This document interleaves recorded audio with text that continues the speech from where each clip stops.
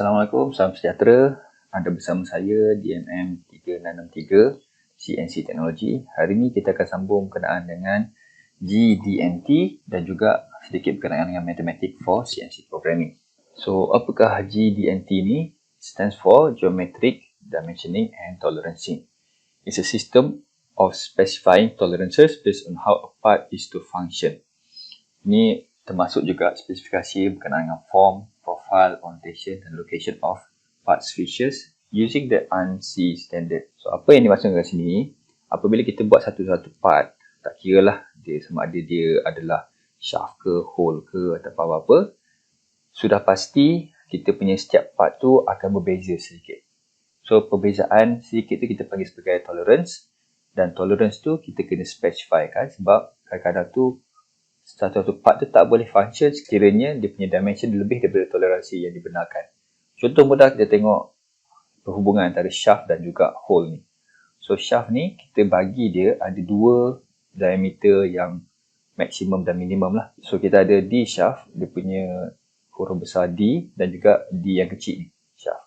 Bermakna dalam range diameter D besar dan juga D kecil ni, dia boleh diguna pakai. Bagaimana pula dengan hole ni? Hole ni ada yang sama juga, D huruf besar dan D huruf kecil. Untuk kita tengok sama ada dia punya toleransi dia kena atau tak lah. Dia punya minimum dan maksimum yang dia boleh guna pakai. Sebab apa penting toleransi ni? Sebab bila kita nak masukkan apa-apa shaft tu sini ke dalam lubang ni, sekiranya diameter dia lebih daripada yang toleransi yang dibenarkan, maka mungkin tak boleh berfungsi dengan baik. Sama ada dia tak boleh masuk ataupun terlalu longgar. So, kita nak elak kedua-dua ni, kita ada toleransi yang kita tetapkan.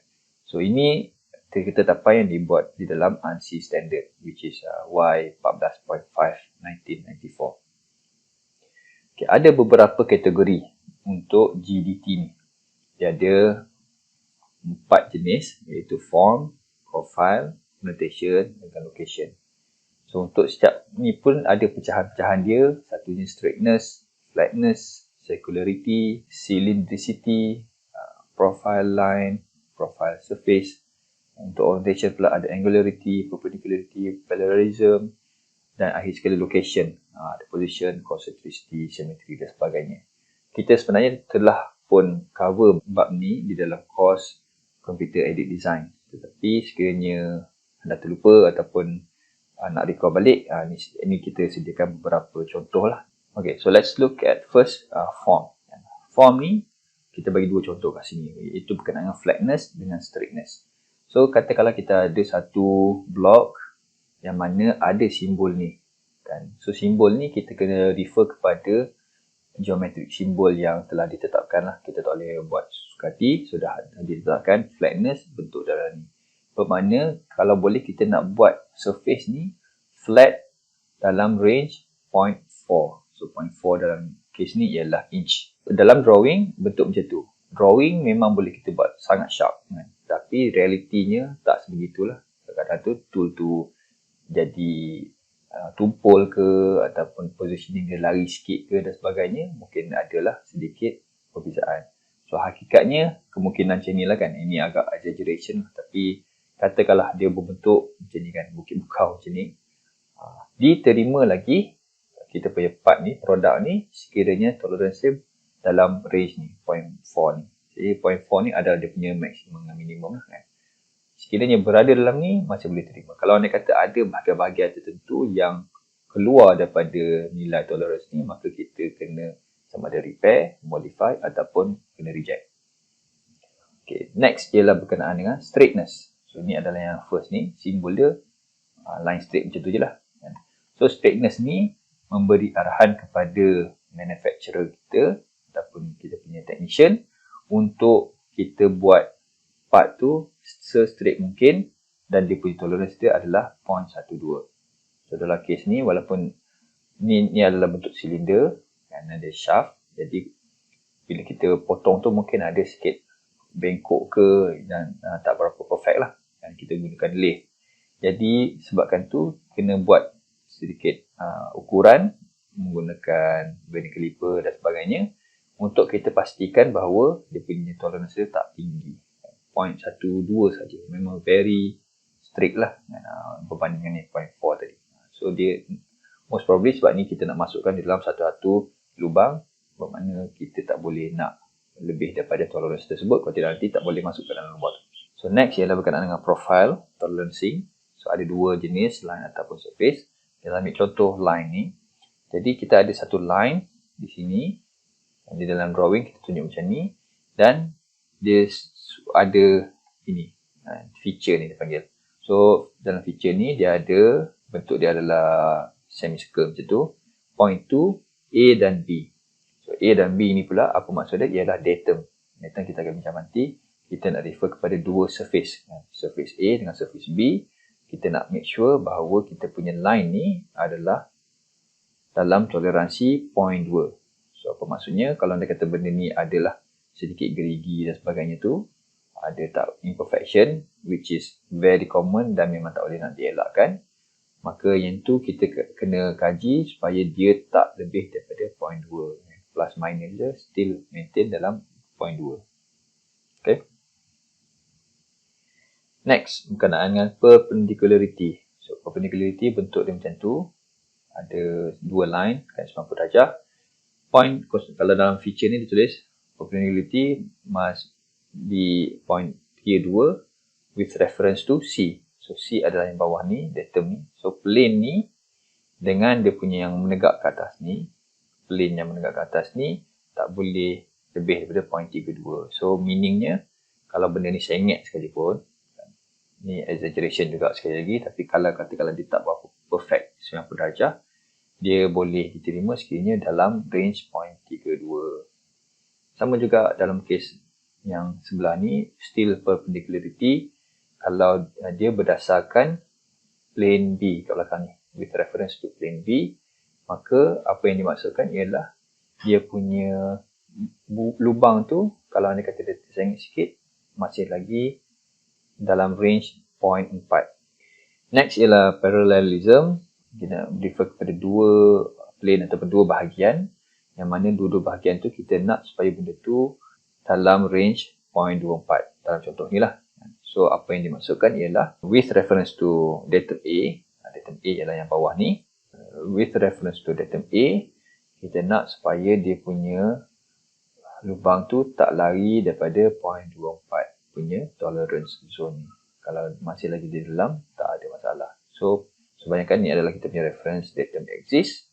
Maka, dua-dua ni sepatutnya parallel, sama. Cuma, yang atas ni kalau anda kata dia sengit sikit sekalipun, dia tak banyak dia punya buka dia tu.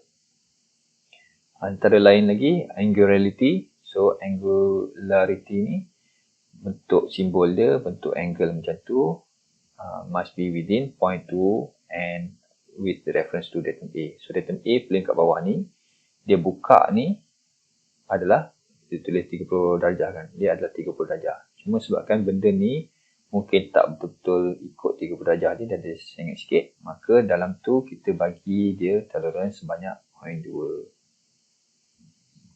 Sama juga dengan concentricity. Concentricity ni bukan macam parallel juga, tapi untuk silinder. So untuk silinder, dua silinder, kita nak tengok dia sama tak dia punya tengah dia tu kan. Dia punya center tu, datum dia adalah the whole cylinder of yang belakang ni, datum A. Dan kita nak tengok yang bahagian depan ni, silinder depan ni adakah sama straight dengan yang datum A kat belakang ni. So the tolerance of 0.3. Dia bagi 0.3 saja dia punya tolerance. Next ialah untuk symmetry. So this is symmetry. Simbol dia ada 3 line. Must be within 0.6 with reference to datum A dengan datum B. So datum A ialah dia punya surface kat tepi ni, datum B adalah surface kat atas ni. Dan kita tengok yang tengah-tengah ni kita tak boleh sengit sangat. Dia bagi gambaran hanya 0.6 saja dia punya tolerance. So bercerita tentang datum tadi, saya dah maklumkan datum ni ialah common surface point from which measurements are made. So not every GDT feature requires a datum. Tapi bila kita nak guna datum ni basically adalah untuk kita buat reference point.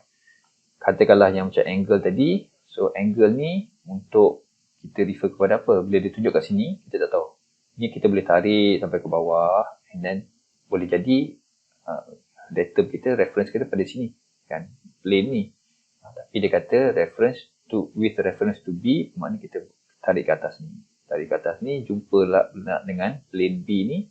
Dia kata 20 darjah daripada plane B, tak lebih daripada 0.005 punya tolerance. Ni pula berdasarkan datum A. So this one should be parallel with datum A. So kita mudah untuk nampak lah kat situ.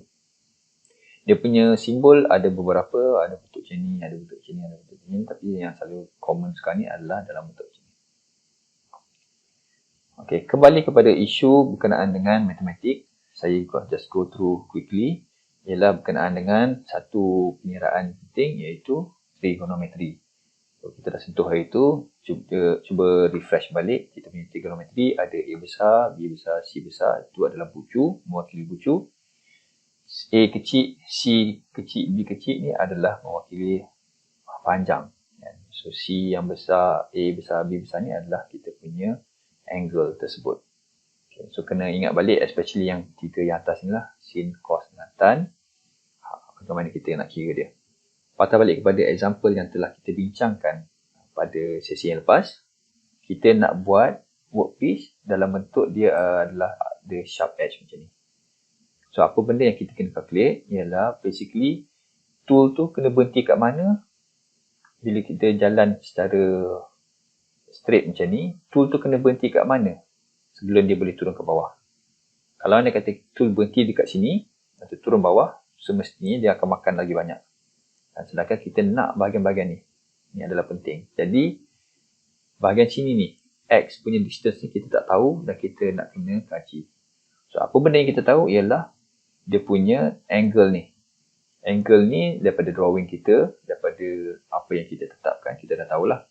So, this is 110 darjah. Okay, simple.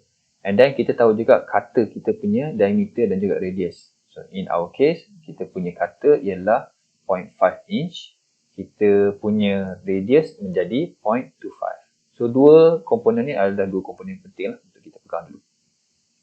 Okay, next, bila kita tengok cara dia bergerak, macam mana kita nak stop kat situ. Sebab apa logik yang kita stop situ ialah kalau anda kata saya buat dua gambar rajah rectangle merah ni, bagaimana kita nak berhenti tu adalah tempat di mana rectangle ni, dua-dua ni bersilang dan kita punya tool ni betul-betul boleh masuk ke dalam dia. Kan? Itu adalah secara gambaran kasarnya. Tapi still kita kena tahu dia punya exact dimension X tu lah. Macam mana nak tahu? Satunya bila dah kita tahu 110 darjah ni, kita tahu juga bahawa yang nilai kat sini ni adalah separuh daripada 110. So separuh daripada 110 menjadikan dia ialah 55 darjah. So this is also an important information, 55 degrees. Okay. Now, kita tahu nilai sini berdasarkan ini adalah kita punya opposite. Kan? Kita tak tahu adjacent. Kita nak tahu adjacent. Jadi, nak ada antara banyak-banyak trigonometry yang menggunakan opposite dengan adjacent ni ialah tan. That's why kita guna tan. Tan 55 degree bahagian sini, which is half of 110, is equal to 0.25 inch, which is this one, opposite, bahagi dengan X, which is adjacent. So, kita tukarkan tempat dia, X ni naik atas, tan turun bawah, jadi 2.25 bahagi dengan tan 55. Tan 55 adalah 1.428. Kali ni, kita akan dapati X ni, nilai dia ialah 0.175. Bermakna, dia kata must travel 0.175 past the end of the workpiece to begin cutting the left side. So, kita dah tahu workpiece punya end dekat mana. Kan? Kalau anda kata kita buat design, mungkin kita dah tahu, okey, dia punya panjang ni adalah 100. Contoh, bermakna, lepas kita gerak benda tu sebanyak 100, kita kena plus pula dengan 0.175. Bermakna, kita ada lajak sikit untuk compensate kata ni dan dia akan turun bawah. So, kita akan dapat perfect lah kat sini 100 dan ke sini ni kita punya design pun jadi betul. Kita akan bincang lagi banyak benda ni berkenaan dengan example ni pada masa akan datang. Okay, next kita pergi kepada CNC shop activities. Ini adalah kita nak tengok flow dalam mana-mana CNC shop. Bila kata shop ni bukan maksudnya kedai lah. Basically, shop tu bermakna tempat di mana kita ada lah CNC machine kita.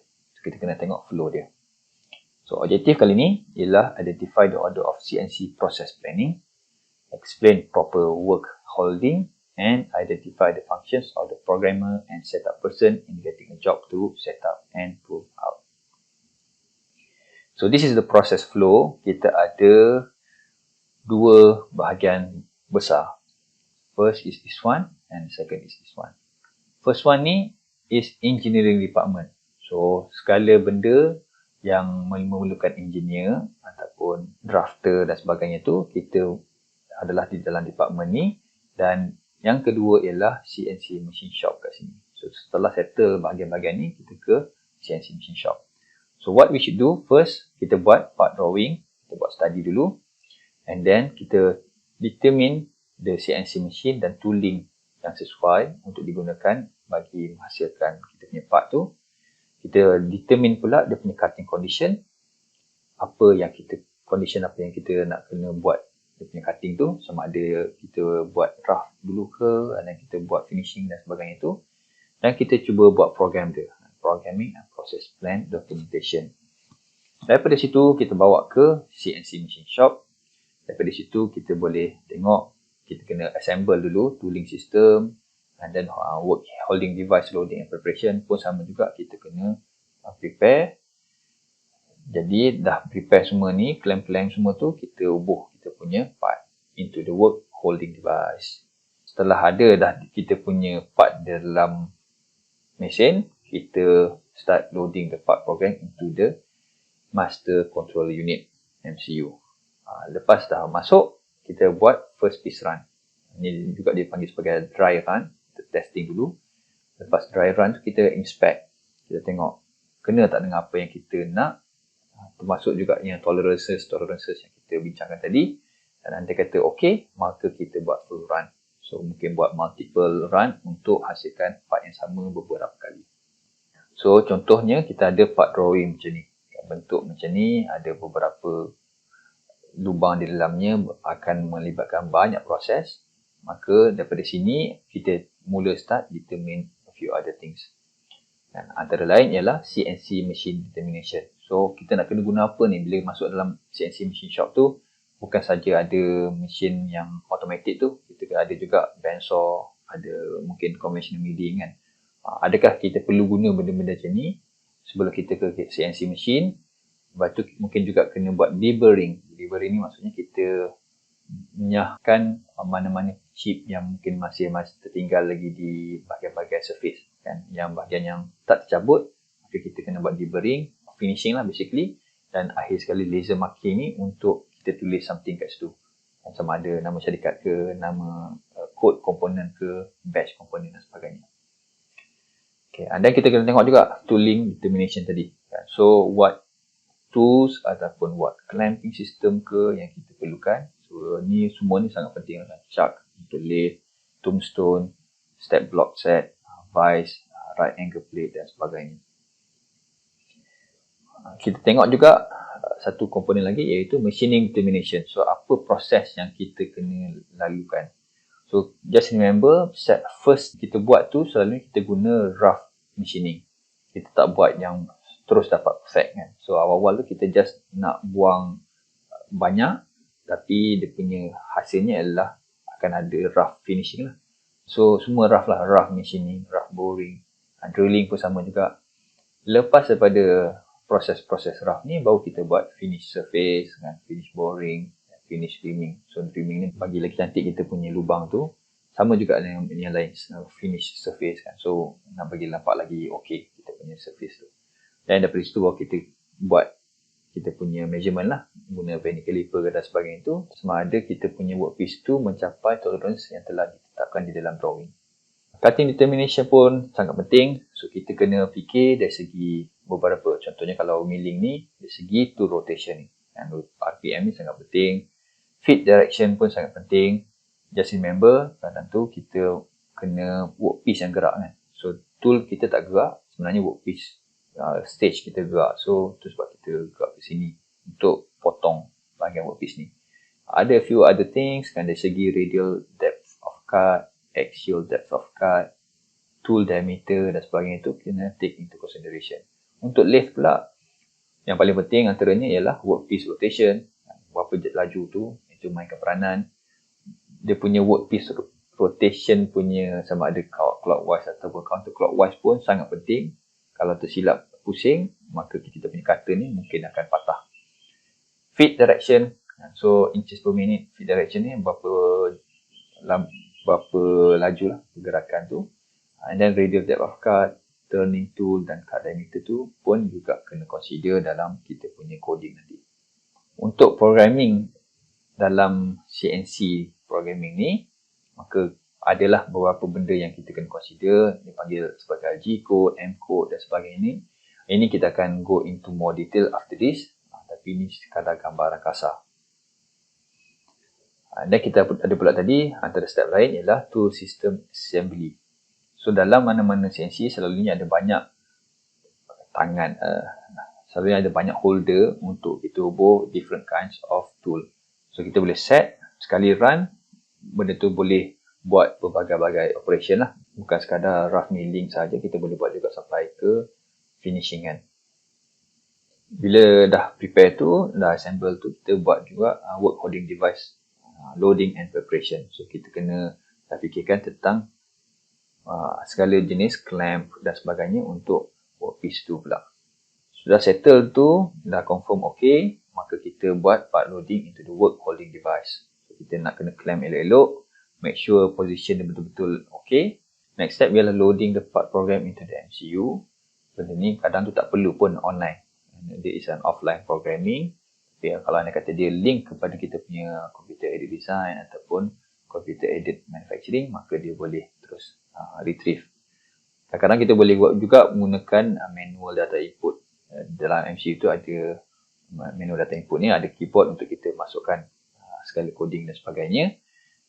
Kadang juga kita boleh juga try manual control. Kita guna jog buttons, kita nak tengok kan punya pergerakan tu macam mana, okey ke tak.